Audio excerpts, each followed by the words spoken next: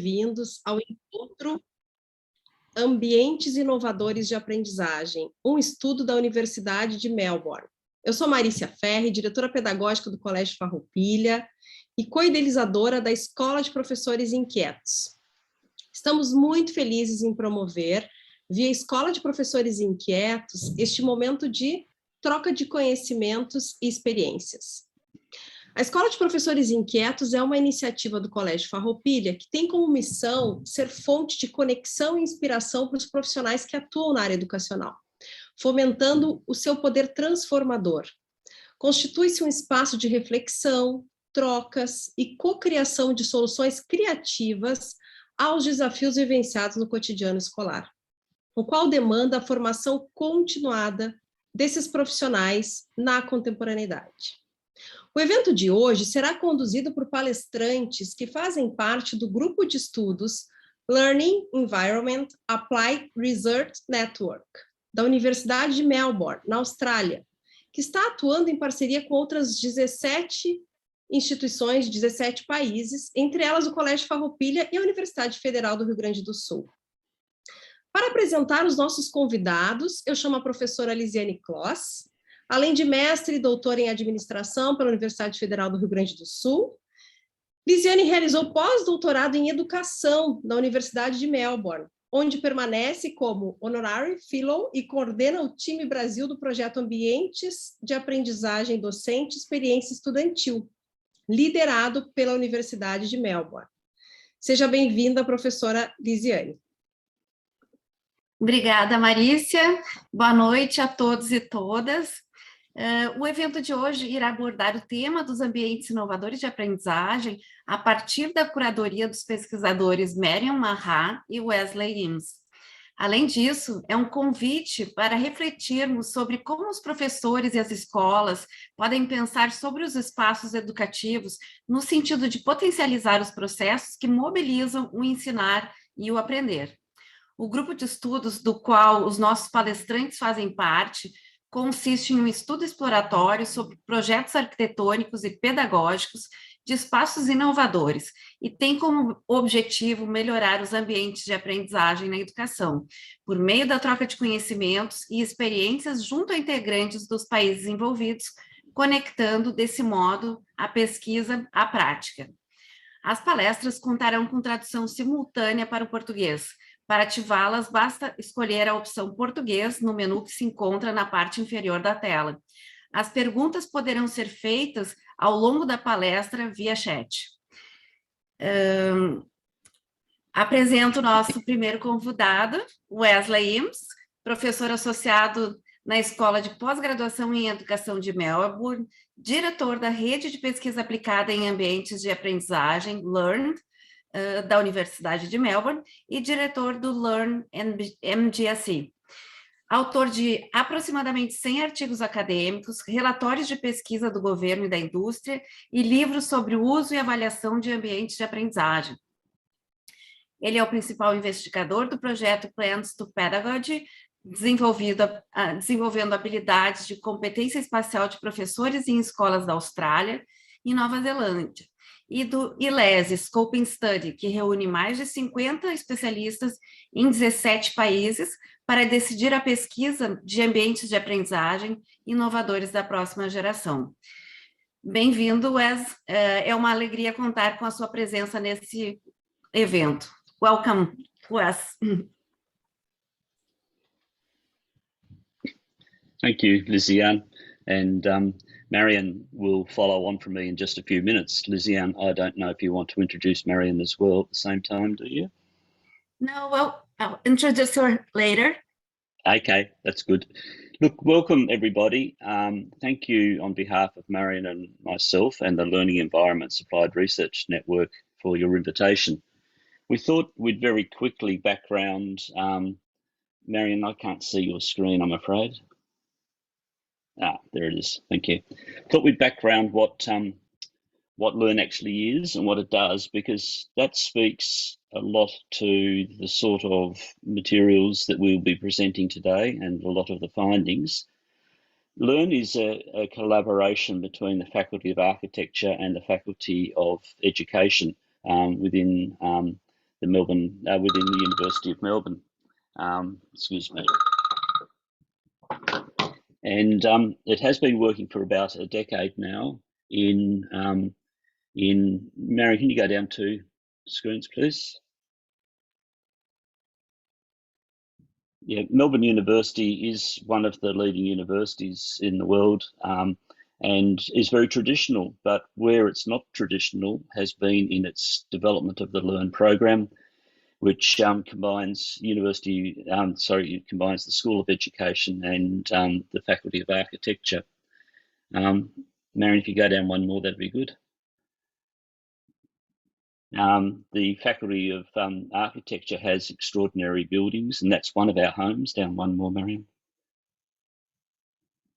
And the Graduate School of Education, which is our second home, has quite different spaces, very highly flexible spaces that are open and can move and change over time.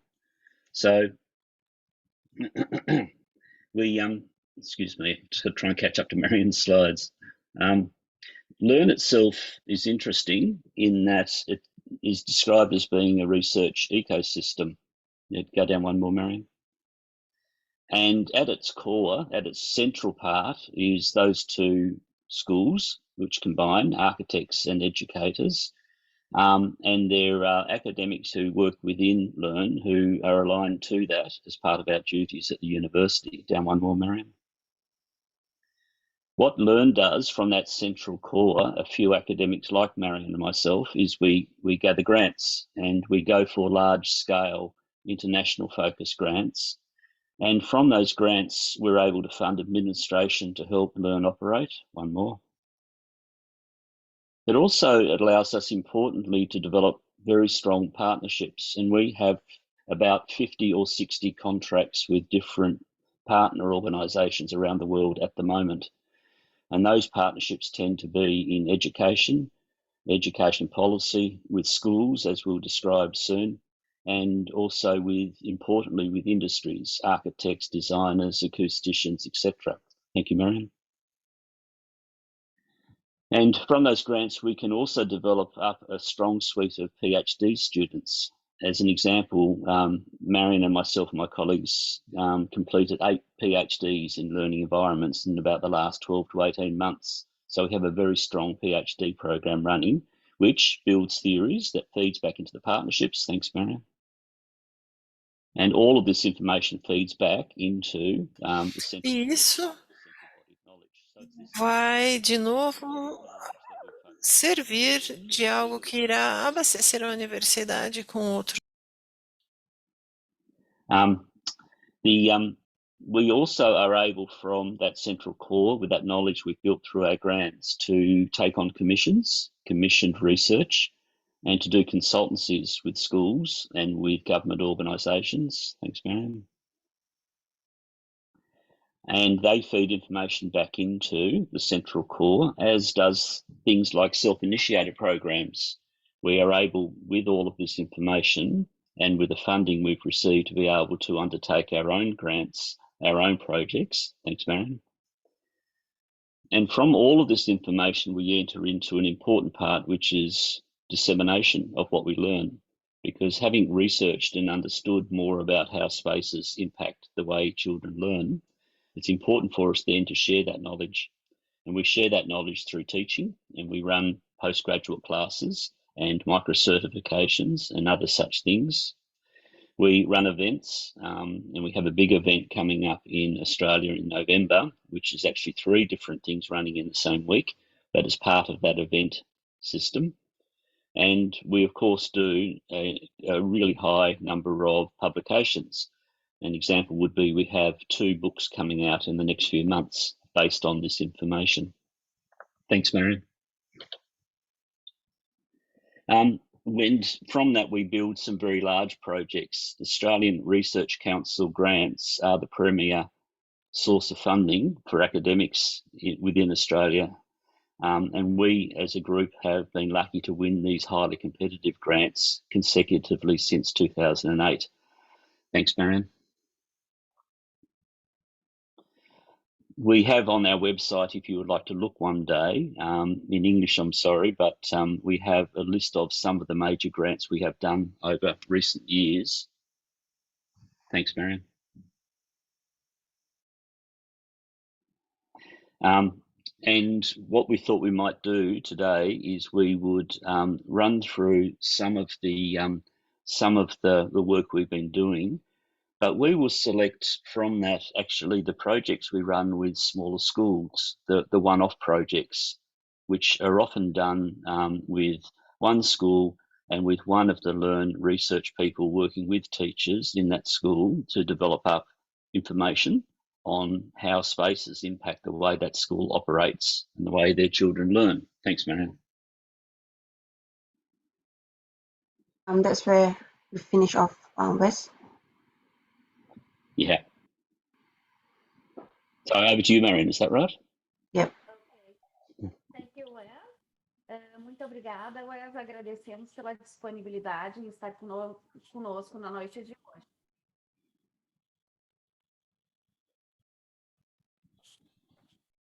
Para dar continuidade ao nosso evento de hoje, convido a Mariam Mahan, que é pesquisadora sênior.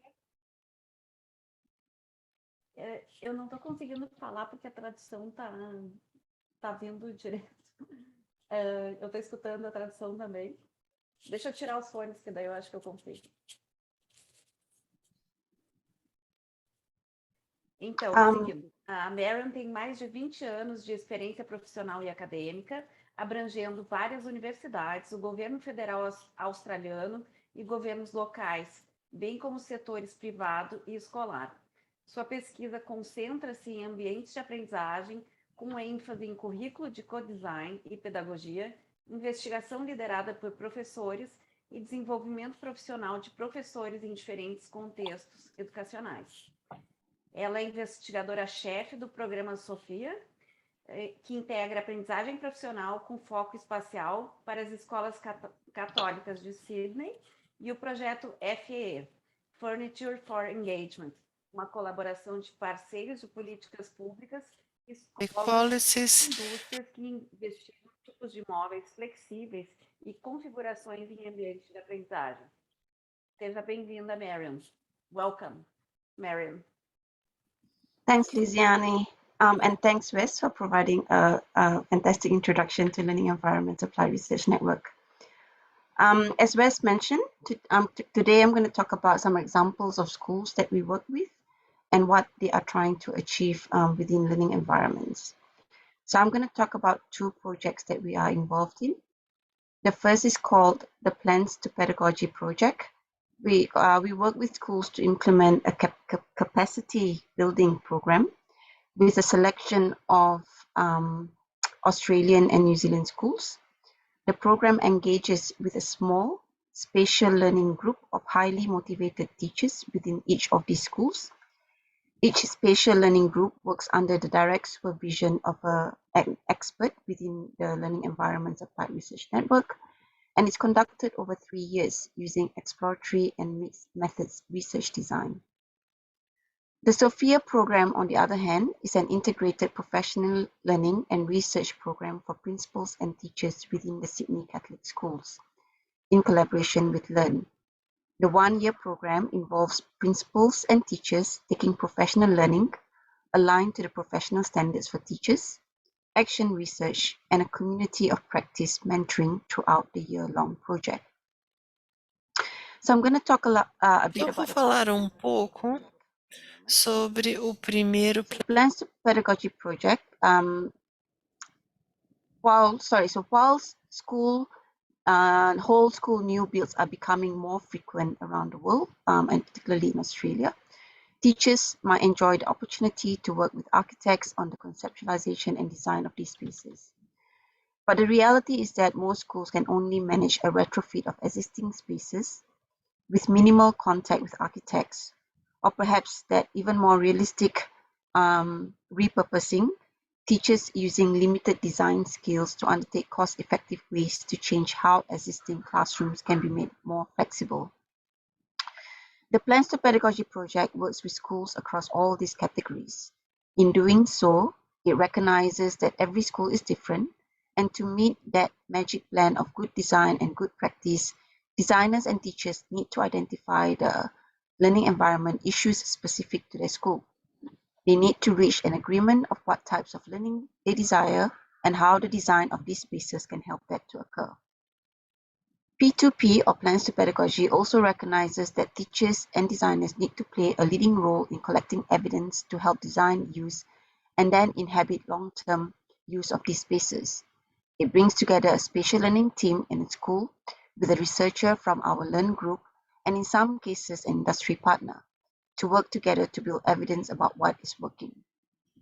Currently, P2P include 8 schools: the Mackillop College in Northern Queensland,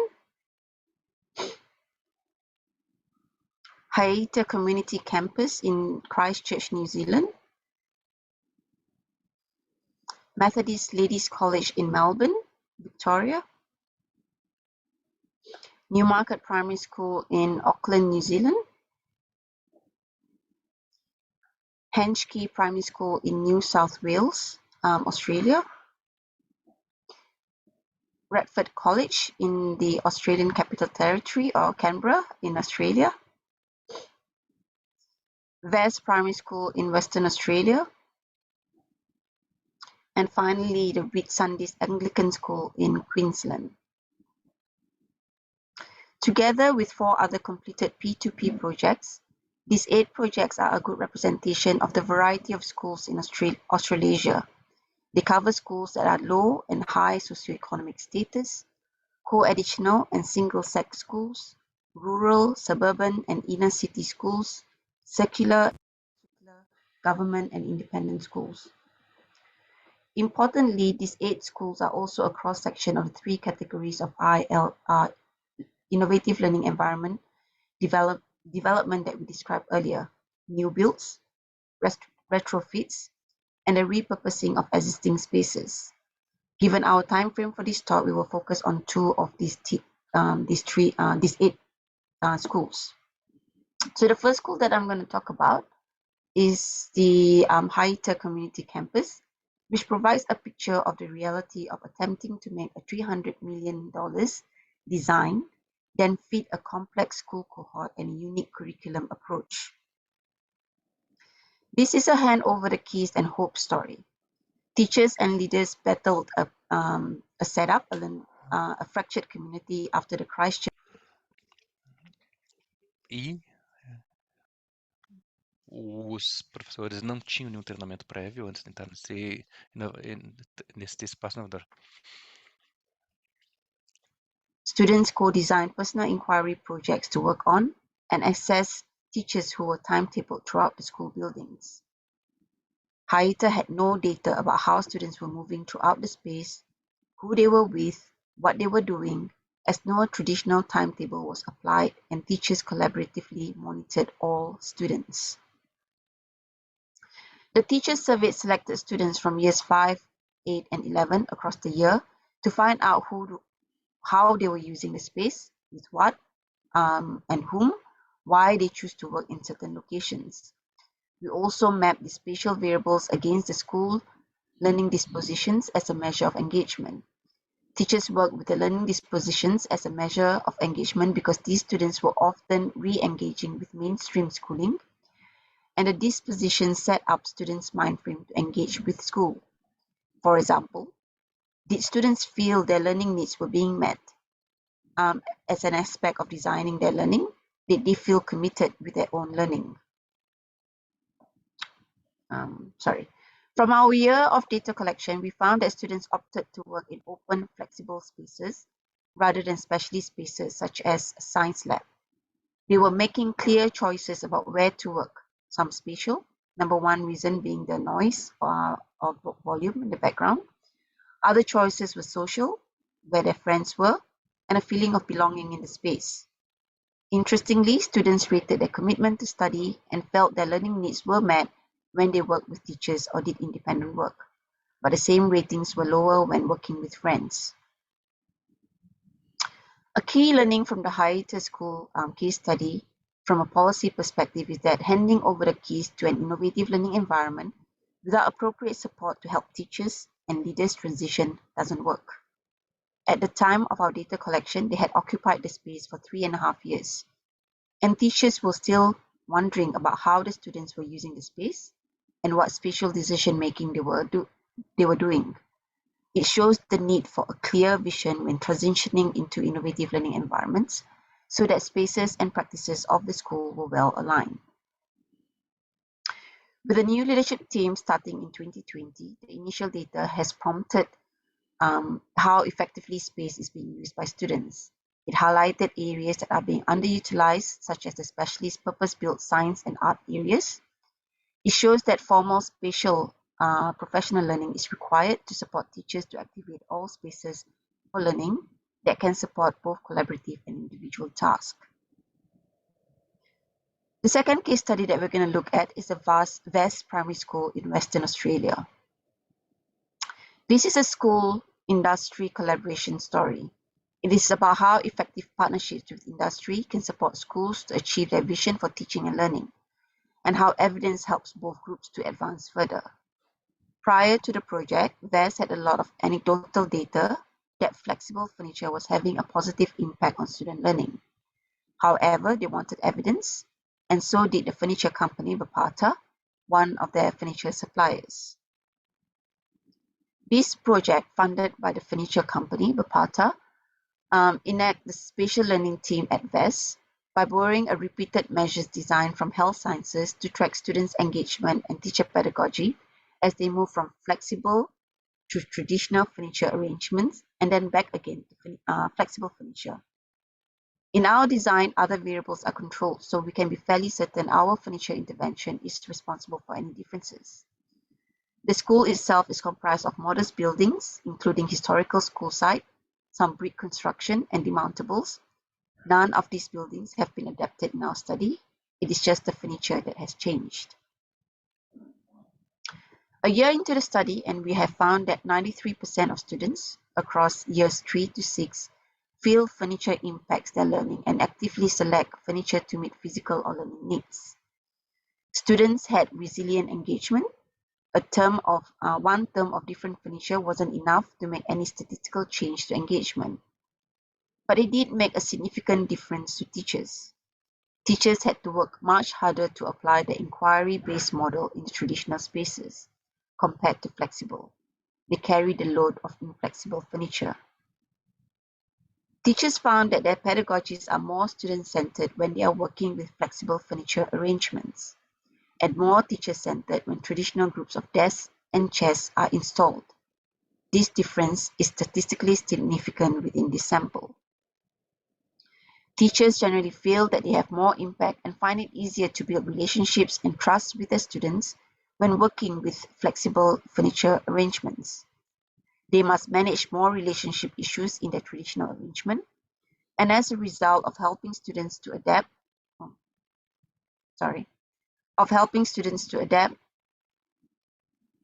with flexible furniture in the new setting and to be more static in the learning environment.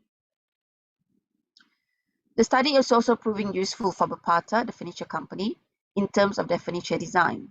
We used a process of photo elicitation where students took a photograph of where they preferred to work and annotated it with reasons why. They did this Anotavam os motivos. E esse processo foi repetido, então foi indicado o tipo de disposição mais escolhido pelos alunos. Eles também receberam muitos comentários. And some of these were really very insightful.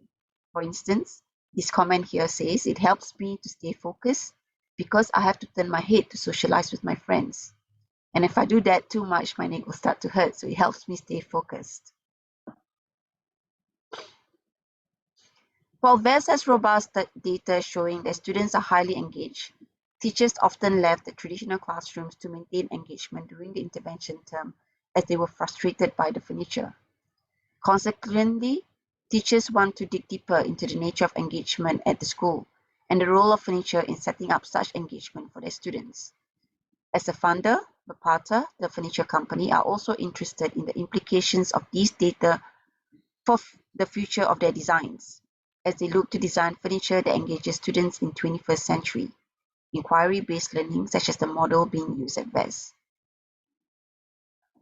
Now I'm going to talk about the Sophia program. Sydney Catholic schools, like many education systems around the world, are investing in open and flexible educational spaces. So to maximize the potential of the space, educators and learners must first understand the range of teaching and learning opportunities offered by the environment. The Sophia program was developed to meet this need.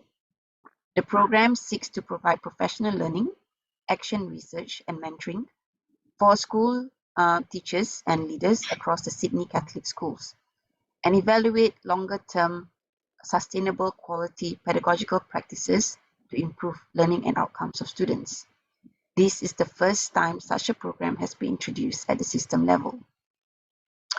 In 2022, this year, approximately 40 participants across 6 schools participated in the delivery of the Sophia program. Evaluation and learnings from the first program delivery will fit into future programs that will support educators and Sydney Catholic schools to better plan, design, and implement school learning environments and investigate the effectiveness of pedagogical strategies on teacher self-efficacy and student learning and outcomes. The 6 schools across both primary and secondary schools include Mary's Catholic College in North Shore St. Mary's campus, Our Lady of the Sacred Heart College in Kensington, St. Declan's Catholic Primary School, Penhurst, Trinity Catholic College, St. Joseph Catholic Primary School, and St. Francis Xavier's Catholic Primary School at Lanier. So all of these schools are part of the Sydney Catholic schools in New South Wales. Like the Plans to Pedagogy project, all 6 schools are at the different stages of their learning environment journey. There is another cohort of 6 schools beginning their journey in 2023. So what is the Sophia program? The Sophia program is an integrated professional learning and research program which involves principals and teachers taking professional learning aligned to professional standards for teachers via the Melbourne Microcert, action research, and a community of practice mentoring throughout the year-long project. The overarching objective is to support educators in Sydney Catholic schools to use space as a pedagogical tool and to support the transition into new innovative learning environments. The project has several aims: to develop teachers' spatial competency through professional learning and mentoring, to use spatial competencies to implement a suite of school-based action research activities relevant to each school's context, and to use evidence from the action research to make continual improvements to teachers' practices relevant to each school's context. I'm now going to talk through 2 of the case study schools. The first is Trinity Catholic College. In the case of Trinity Catholic College, they already have phase 1 of their built environment. The school's issue is that some of these spaces are not being used as intended. For this program, the school is focusing their efforts on their prototype STEM rooms. The objective is to enable one classroom to utilize the breakout space and movable, adaptable furniture available to aid extensive collaboration for group work. They have developed an action plan on how they are going to implement collaborative practices for both students and teachers in these spaces. As part of the program, they will collect survey data from teachers and students to show evidence of improvements. At the moment, we are collecting data from teachers and students about how they feel about the space, and also data about teachers' efficacy and student learning and engagement. The next case study school is St. Declan's Catholic Primary School. St. Declan's Catholic Primary School is an old school built with very traditional classroom. The school is yet to start the planning for the design of their new built environments. So as part of this program, before they decide on their final school design, the school has decided to implement a prototype learning environment to trial a co-teaching pedagogy for Year 4 students and teachers. What they've done here is they have changed a number of spaces to evaluate the impact of the environment and pedagogy on student learning using surveys, observations, and videos. I'm just going to show a clip of students rearranging the classroom in the space.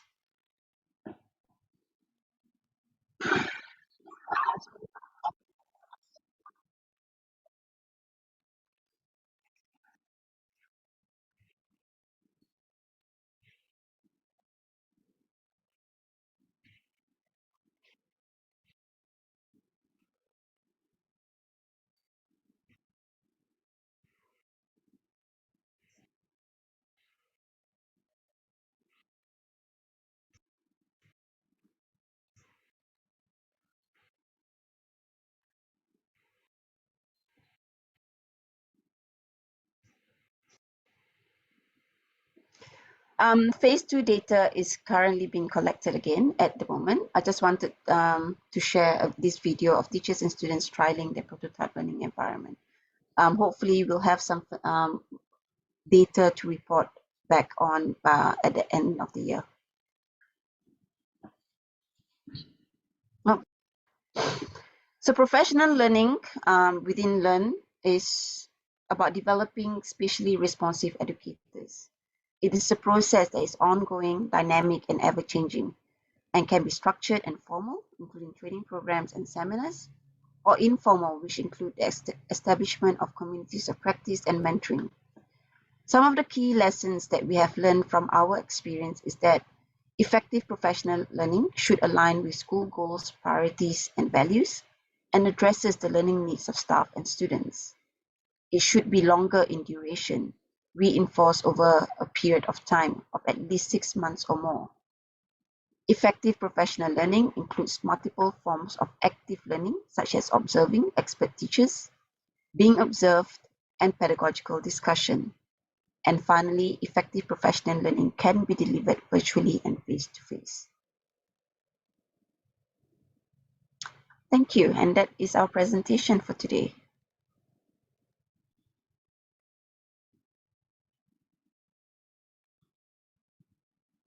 Are there any questions?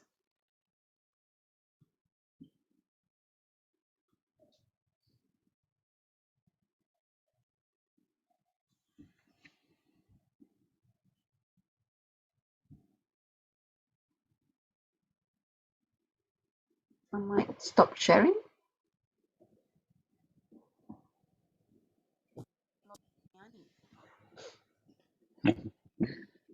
Lizzie-Anne, how are we going for time?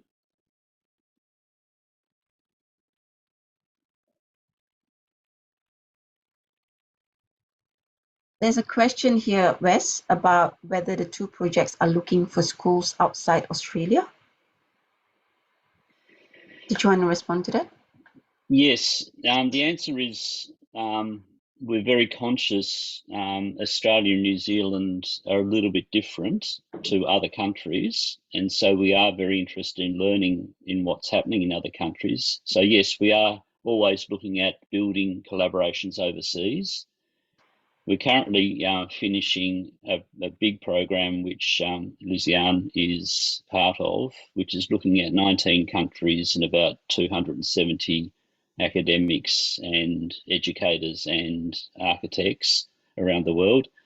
And that project is trying to identify what information is needed in different parts of the world. So the answer is yes, we are interested always in working with other schools in other countries. The thing we have to be very careful of is the practical realities of it.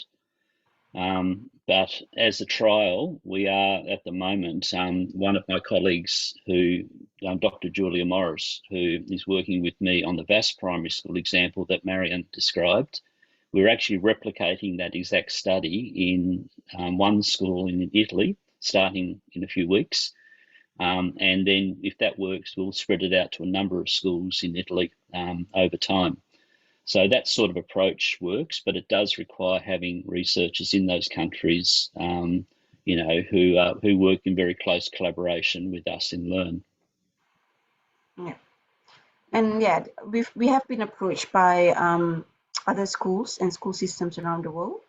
It's just about working out, like Wes said, as somebody on the ground to actually be the point of contact for those schools as well, and who are passionate about school learning environments. And have the research capacity. Yeah. E pesquisa, claro. Lisiane, Mariane, se vocês quiserem, eu ainda tenho mais alguns slides mostrando os resultados da pesquisa que eu... Other than that, very happy, obviously, to answer any questions that come up.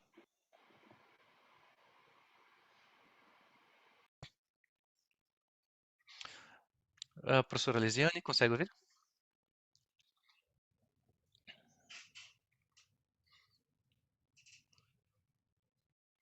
Lisiane, nós temos alguma pergunta? Não sei. Só um minuto, vou ver.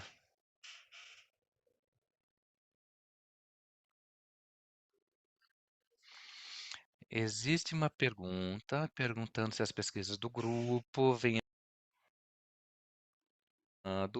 ao papel do contato com a natureza na aprendizagem. Outdoor spaces? The answer would probably be no, Lisiane. A resposta aqui seria não, que esse tipo de questão ambiental com aprendizado são aspectos, a gente não está tratando disso, mas, claro, muito sugestão existe, né, de tratar esse ambiente dentro do ambiente de aprendizado, que não necessariamente... We'll move there one day. No, not within our group anyway. We haven't yet looked at the natural environment. Yes, there are some outdoor design people who are doing some work on the impact of learning outside, but again, it's within outdoor teaching spaces. And on top of that, that work isn't very research robust yet. It's not been developed yet. Okay, there's another question. How do you develop the teacher skills to consider the new space in their practices? Well, we just finished running the Innovative Learning Environment and Teacher Change project. And that was 4 years across a number of countries that looked at how do you train teachers or help teachers to move into these types of space as well. And that had a lot of findings which we couldn't probably go into in great depth at the moment, though I can show you some slides if you like. I've got them here. But probably, Marion, the work that we're doing on a school-to-school basis is showing promise, because every school is so different that you do have to actually understand what's the vision of learning of a school, what spaces can help that vision happen, and the important question, how are teachers using the space as well? And that's effectively, Marion, what we're doing through Plans to Pedagogy and Sophia. Is that right? That's correct. So I think the most important thing about developing teacher skills is to make sure that they are able to actually learn the theory about learning environments, but also be able to apply it in practice.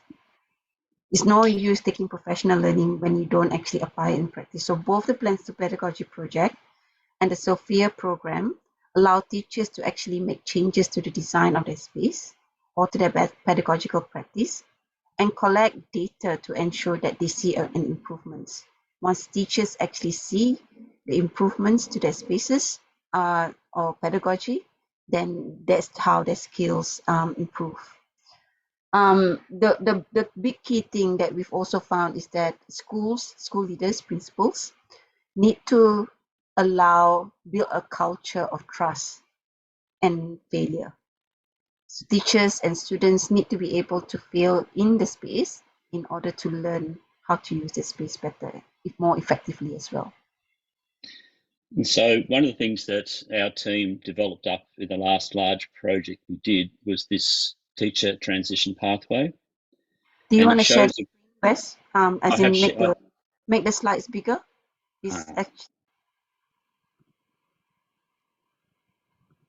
Because we can see your background. Yeah, that's better. Yeah. And so the teacher transition pathway has across the top 14 different things that teachers have to engage with in order to be able to transition from very traditional settings into quite innovative settings. Those 14 things across the top have proved to be robust around the world. We took this to a number of different countries to check it out. And down the left-hand side, or the y-axis, you've got time. And something Mary and I talk about a lot is it does take time to do this sort of work of helping teachers use spaces well. You do have that early stage, which ideally begins when the school starts talking about having a new space, and it includes working with architects on the educational vision of what you want the spaces to achieve for students' learning. And it helps, and co-design of the spaces, prototyping the spaces, all those sorts of issues. And then over time, you get to the implementation stage where teachers and schools need to collect the keys, a bit like Hayata College example. They receive the keys, they move in. How do you actually make the spaces work? And that period of time is one of great difficulty. And then finally, you have what we'd call the consolidation stage, or we call it habitation as well, where you've lived in the space for a while. How are you adapting it, both the space, but also your practices to make it work? So this teacher transition pathway that you see here has that time down the left-hand side, and it has the issues across the top. The squiggly lines there show that while there is a common pathway internationally in teachers using space as well, the reality is, like you saw in Plans to Pedagogy and Sophia program, the reality is each school does it differently.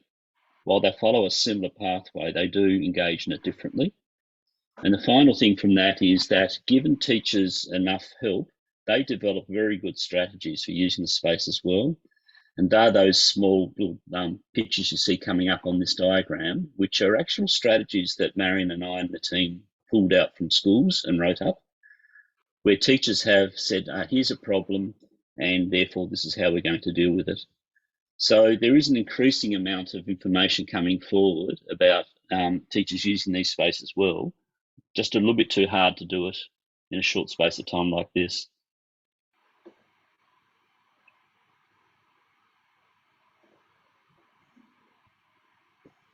There's a question. Yeah, there's one question. Is digital technology present in these spaces?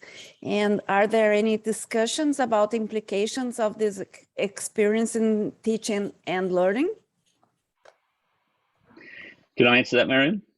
Sure. I'll start. Technology is one of those items across the top of the transition pathway. And technology is part of the whole picture of what makes an innovative learning environment. So what you call in English ubiquitous technology, that is, it's everywhere, is very much a fact now.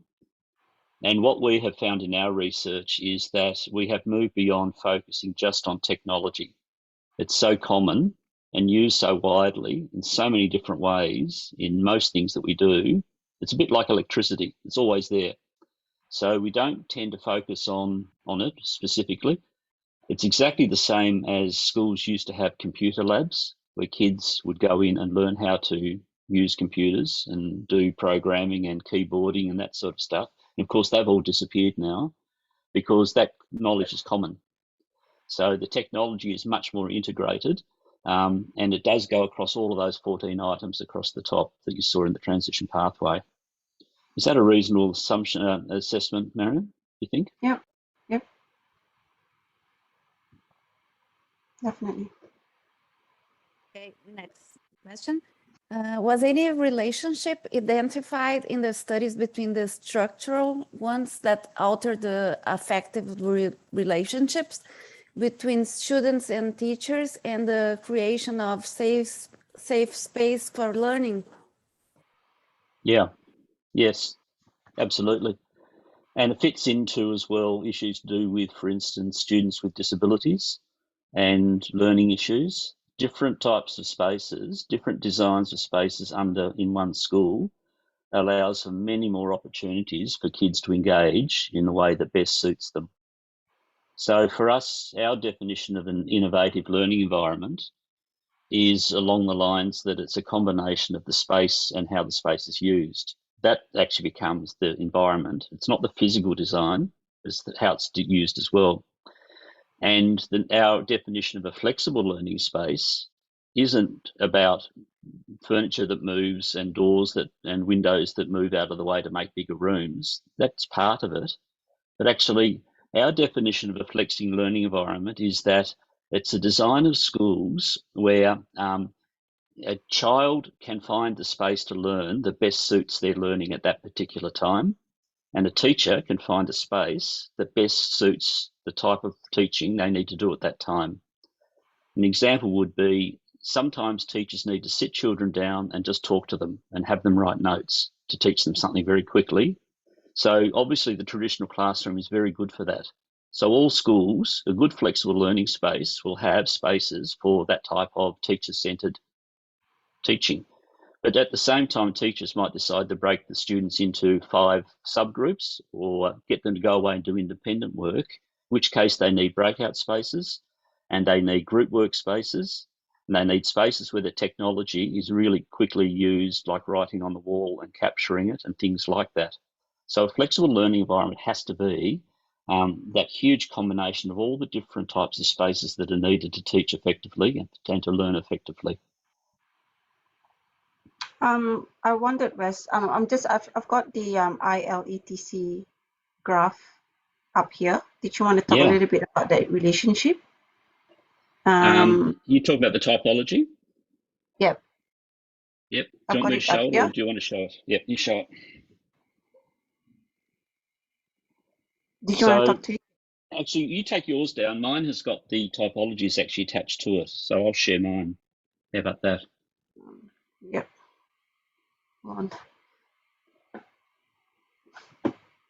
So what Marion has pointed out is one of the outputs from one of our research projects, and I'll make it big for you. And it's, sorry. What you can see in the right-hand side are 5 different typologies of spaces. And on the left, you have what we call type A, which is the traditional classroom with corridor down the middle, etc. And on the far right-hand side, you have the totally open classroom with virtually no walls. But importantly, what it shows is in between, you have a set of hybrid spaces. We're just calling them B, C, and D. We did a large survey. Marion and I designed a large survey that went to about 900 principals, asking them to identify what sort of spaces do you have in your classroom, in your school at the moment. And the teacher showed us that. And we also asked the principals, what sort of teaching do you think is happening in your school? And that's the measure along the bottom, the teacher mind frames. And that is a measure of effective teaching strategies. And then you have as well, on the y-axis, student learning. We asked the principals what sort of student learning is happening in these spaces.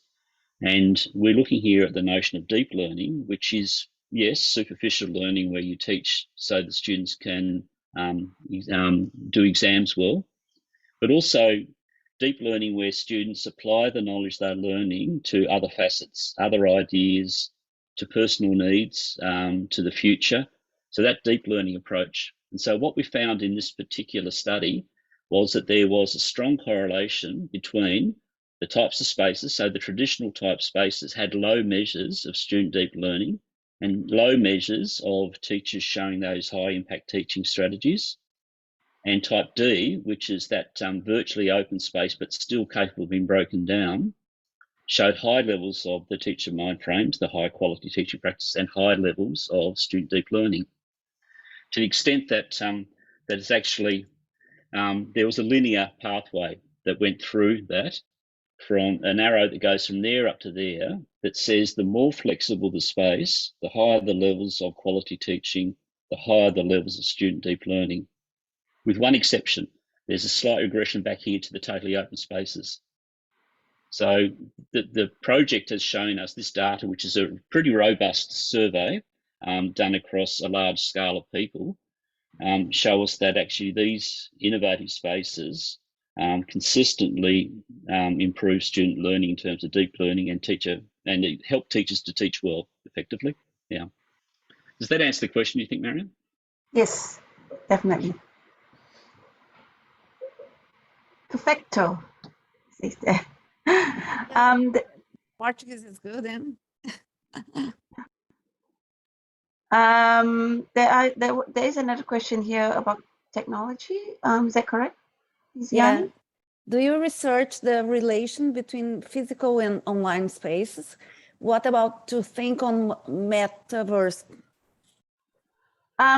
Good question, because I can think of two projects at the moment that are looking at the relationship. One is at a higher education context, though, so at universities. Sorry, I've got another thing just came through. Keep going. And the other is actually the Melbourne Graduate School of Education has now provided 2 PhD scholarships, one on technology and the relationship between the physical and the online learning environment, and the other one is on student experience, Wes. And yeah, so hopefully we will have a PhD student looking at the relationship between the online and physical environment as well coming up. Wes, you're on mute.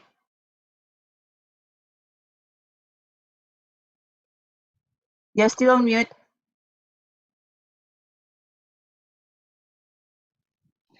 Yes, thank you. Sorry about that. I've got about 4 devices running at the same time. Things are happening everywhere. My apologies. The interesting thing from the scoping study that Marion and I and some colleagues are running is that the very low interest in doing research around hybrid learning spaces and the impact of COVID. And it absolutely surprised us totally that that was the case. We thought that people would be very interested in this topic, but when people look to the future, they say, effectively, we're already covering these sorts of issues in the work we're doing. We don't need to focus just on it. Would that be a fair thing to say, Mariam? Yes, specifically about the impact of COVID, they're not. People are not interested in. What they're interested in are bigger issues that are already impacting us before the pandemic happened. Yeah. Are there any other questions, Liziani? Another one. I ask about experience at business schools. Do you already have any data to share? Liziani, you can talk about your study. Yeah. Actually, I mentioned my study last week when she was presenting her PhD project. I've sent her the link. Yep. Yeah. Did you want to talk briefly for the purpose of other people who are here? Sorry. For others who are here, maybe you can describe your project briefly. Okay. Well, my study was about learning environments, but it was. I will speak in Portuguese, of course. Sorry. Então, meu projeto ele foi na Universidade de Melbourne, na escola de administração, que é um prédio. Administration, that's a very. E aí eu considerei ambiente de aprendizagem como ambiente físico, tecnológico e pedagógico e psicossocial. Então, eu fiz um estudo ao longo de um semestre, acompanhando as melhores práticas pedagógicas e naqueles diferentes espaços e as relações psicossociais. E o que aconteceu é que os resultados foram uma interligação, ou seja, não adianta ter um espaço super inovador se não tiver uma pedagogia inovadora, e mesmo num espaço mais limitador, digamos assim, como um auditório, por exemplo, com um professor fazendo uma pedagogia mais voltada para o aluno, conseguiam aquele engajamento e super importante também esse engajamento, esse vínculo do professor com os alunos, essa questão afetiva e de desenvolver relacionamentos, e então todos esses aspectos estão relacionados, que acho que é isso um pouco que vocês perguntaram, da questão da tecnologia ou dos espaços, né, ou do professor. Na realidade é um conjunto que tem que estar envolvido para fazer o espaço de aprendizagem ser inovador. Não é só o espaço, não é só o professor, é todos esses elementos, assim. Não sei se eu respondi a pergunta. Posso passar o link aqui do estudo no chat também.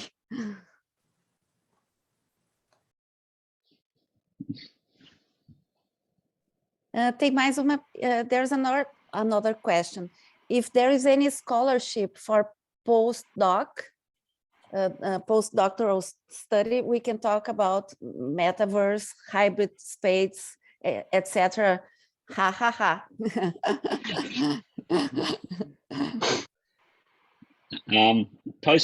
Postdoctoral studies are difficult because they're very, very expensive where learn is.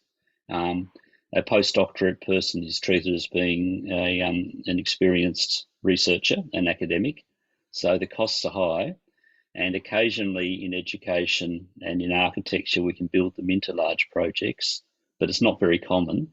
But certainly Marion and I are working towards developing up a postdoctorate program. So keep watching. At the moment we're lucky we're getting doctorate scholarships now, which we are advertising to bring in new thinking. Postdoctorate is the next thing. Yeah.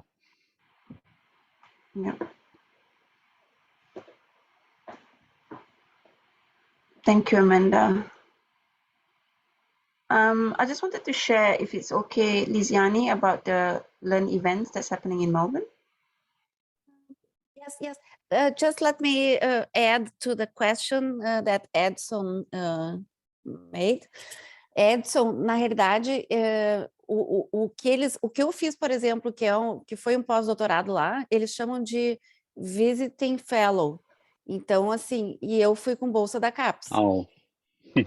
Então, aí, nesse caso, eu acho que sim, né, Wes, que haveria a possibilidade. É isso? Yes, Marion and I are both nodding furiously.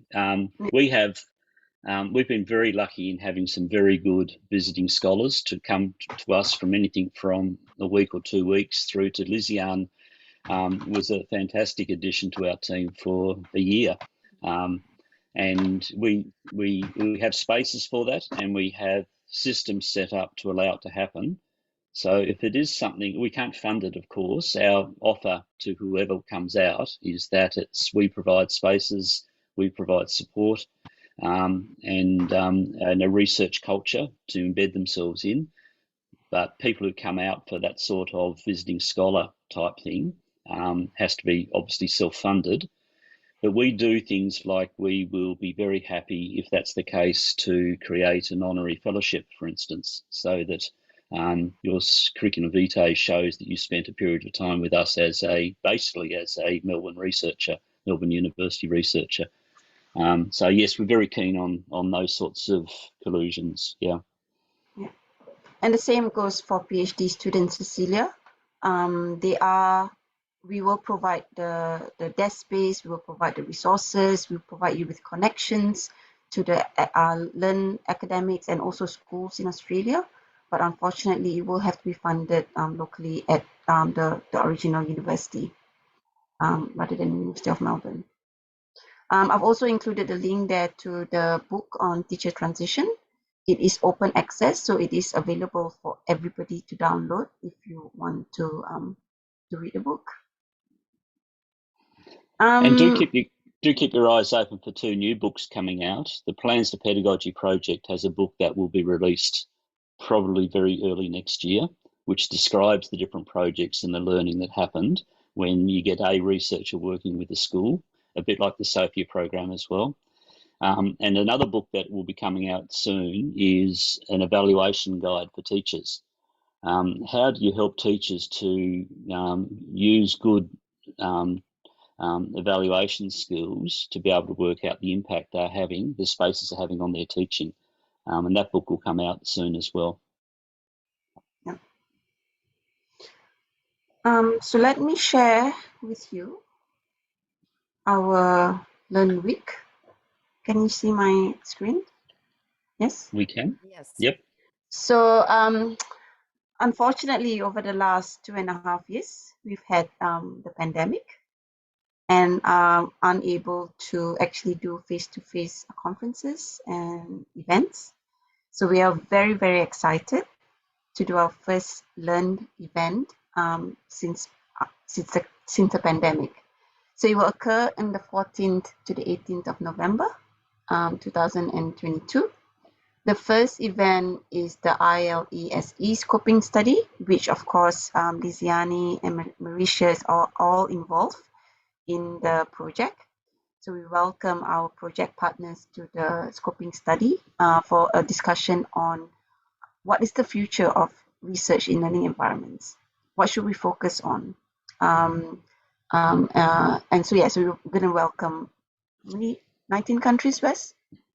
Yes, yeah, 19 countries, half of them in Copenhagen, or some of them in Copenhagen a bit after, but here in Melbourne, it includes the Brazilian group. And just to touch base on what you said then, Marion, it's not just to discuss what's the future.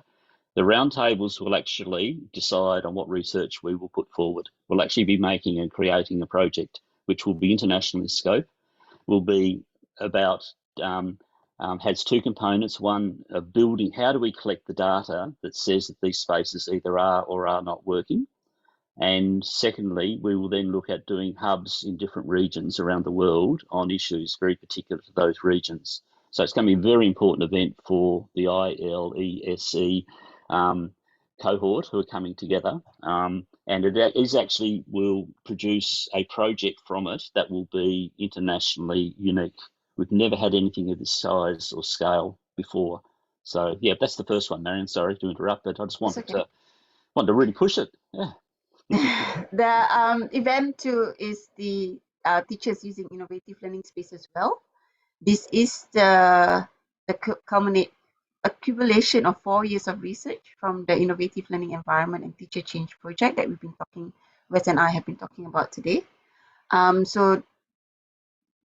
So it will provide with the research, the findings, the strategies, the resources that we've developed over the 4 years, and have our PhD students and chief investigators. We have John Hattie talking at that event.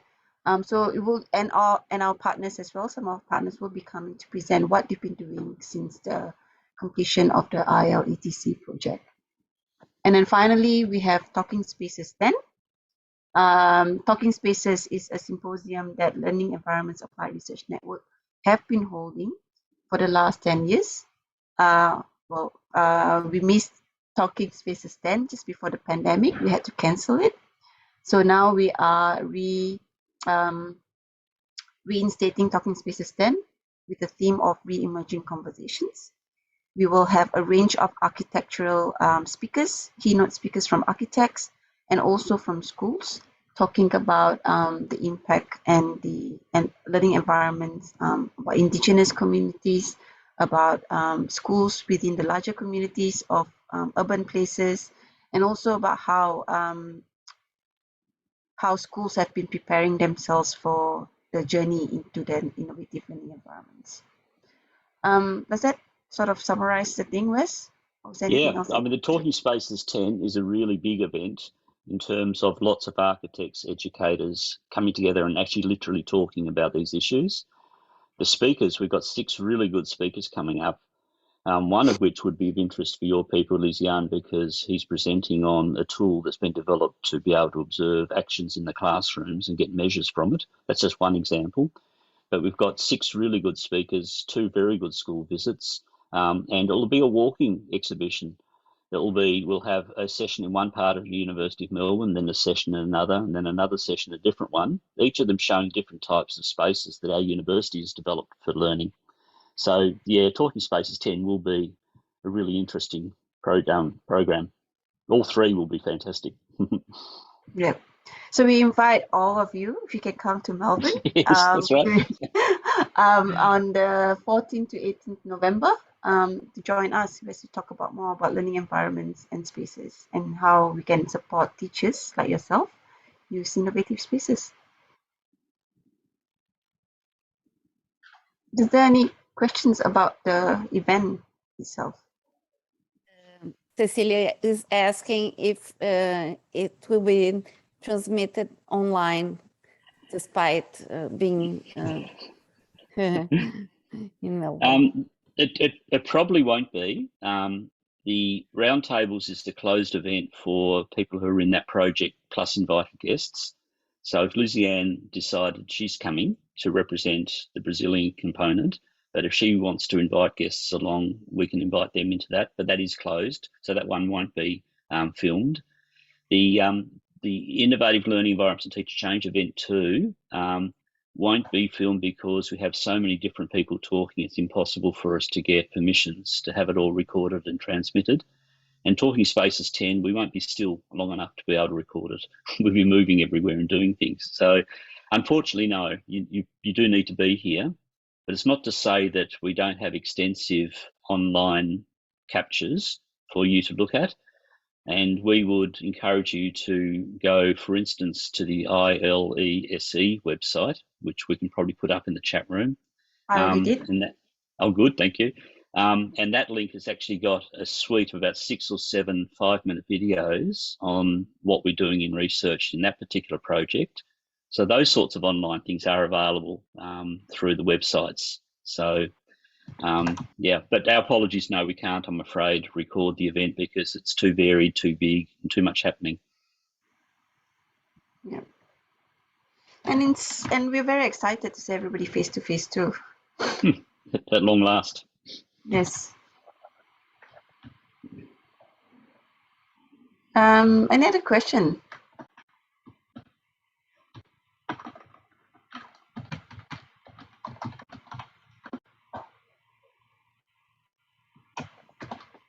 Pessoal, se não tivermos mais nenhuma questão, eu acho que a Marícia pode encerrar.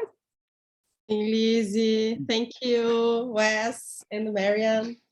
Acho que o tema apresentado foi fundamental. Nós aqui do Colégio Farroupilha estamos envolvidos nessa pesquisa. Após esses 2 anos de pandemia, me parece que não é uma pauta somente da nossa escola, o retorno ao estudo, né, sobre os ambientes, porque neste período em que eles tiveram aulas online, nós tivemos outro modelo de escola funcionando, né, com algumas coisas que foram favoráveis e outras questões que não foram tão favoráveis, mas hoje é notável aqui, pelo menos nas escolas brasileiras, a gente tem conversado com muitos diretores, que o ambiente pode favorecer o processo de atenção ou não, né? A própria acústica tem sido algo que nós temos estudado um pouco mais para tentar entender o que favorece e também com relação ao tempo de aprendizagem dos estudantes. Então, quero agradecer a Lizzie pelo convite para nós participarmos dessa pesquisa.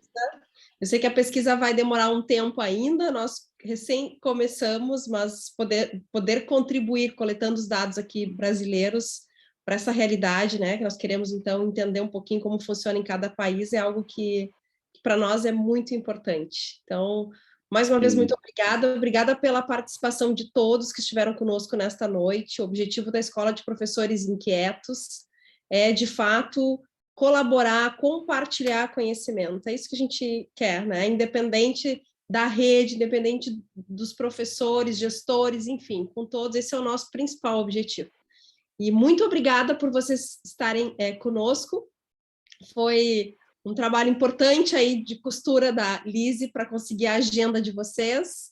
Mais uma vez, obrigada, uma boa noite a todos. Boa noite, Lizzie. Bom dia aí na Austrália, né? Na Austrália, bom dia. Yeah, that's true.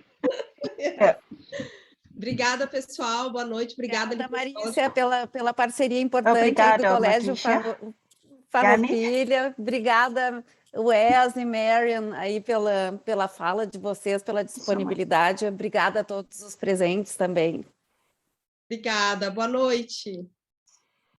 Thank you very much. Thank Boa you. noite, Have a good parabéns, night. Marian e Wes. Bye bye. Bye, bye.